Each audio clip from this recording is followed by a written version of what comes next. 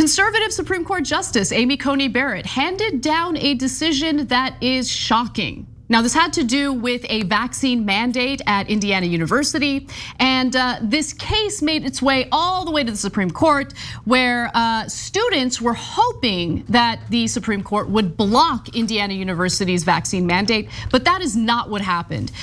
Coney Barrett rejected an emergency request by a group of Indiana University students who were seeking to block the school from enforcing a COVID-19 vaccine requirement for the coming semester. She denied the request without comment and without referring the matter to the full high court for consideration.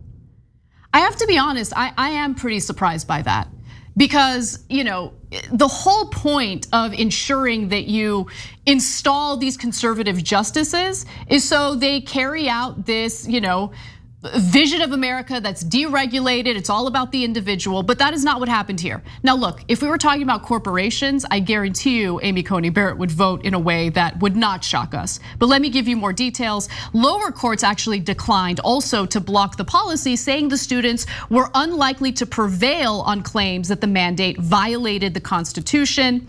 And just to give you one of the comments from a judge in the US Circuit Court of Appeals, he's from the lower courts, of course. He argued a university will have trouble operating when each student fears that everyone else may be spreading disease. Few people want to return to remote education, and we do not think that the Constitution forces the distance learning approach on a university that believes vaccination or masks and frequent testing of the unvaccinated will make in-person operations safe enough. Now, the school states that if you refuse to get a vaccine, you have to wear a mask at all times when you're on the campus, and you have to submit to COVID tests on a regular basis. But of course, the students don't like that, which is why they made this a big case in the first place. Okay, so first of all, Easterbrook is right. He's actually a storied judge and one of the brighter judges we have, whether you agree or disagree with his judicial philosophy. And he's saying something really simple. Of course, institutions have a right to stop the spread of disease at their institutions. Who would say that they don't have the right? So let's say that the plague is back and we can't control it. That killed 75 to 200 million people. So is the university supposed to say, oh yeah, come on in with the plague, no problem. You don't have to wear a mask, you don't have to be vaccinated, just have the plague and smear it all over the rest of us. Are they allowed to then spit on us too? Freedom. Well, but in a situation where you have a contagious disease, breathing on us is actually similar to spitting on us. And so that's just a fact. And it's an uncomfortable fact, but it's true, right? And so this is not the plague, but over 4 million people have died. And especially in modern times, that is stunning. Absolutely stunning number. And in America, over 620,000 people have died. If you're a university and you're not trying to stop that spread on your campus, you are negligent and incompetent. And so of course this is the correct decision. By the way, quick fun note on freedom. I think that the right wing would agree that one of the guys who gave us freedom was George Washington, one of the founding fathers and the general of our army that won freedom. He vaccinated his troops because the British had already had an outbreak and were pretty much immune from smallpox at the time. And if he had, and vaccines back then were brutal and really risky, and he vaccinated his whole army anyway, otherwise we're gonna lose to the British and never have America in the first place. So read history.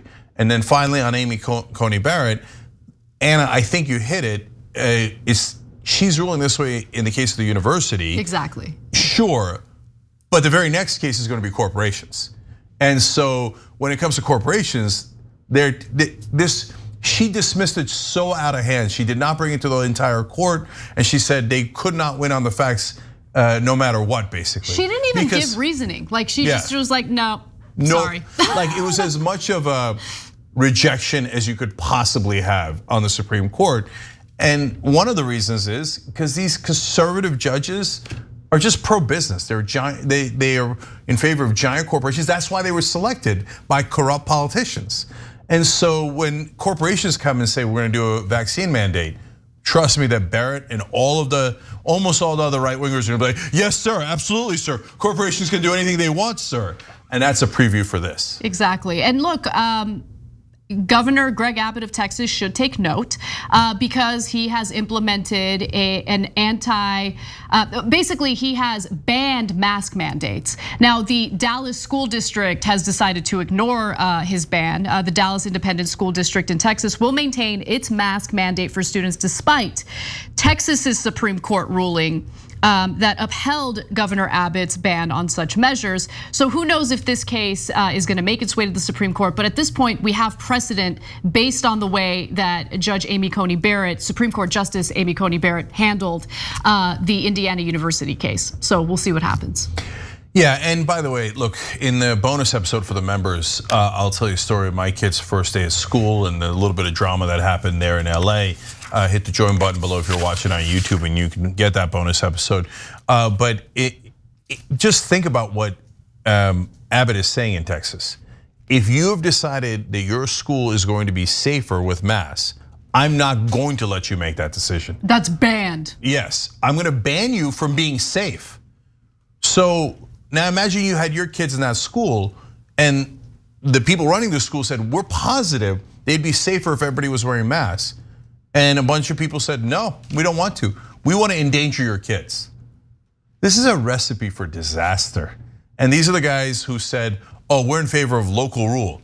Nope, nope. The minute you disagree with local rule, you're in favor of basically what you would call tyranny. That ain't freedom. Right, and only 45.3% of Texans are fully vaccinated, one of the lowest vaccination rates in the country. So keep that in mind. And by the way, one of the worst outbreaks in the country and the most amount of deaths in the country. Way to go, Texas. You really got this thing figured out. Keep voting for Republicans, see how many more people can die. Thanks for watching The Young Turks, really appreciate it. Another way to show support is through YouTube memberships. You'll get to interact with us more. There's live chat emojis, badges. You've got emojis of me, Anna, John, JR. So those are super fun. But you also get playback of our exclusive member-only shows and specials right after they air. So all of that, all you gotta do is click that join button right underneath the video. Thank you.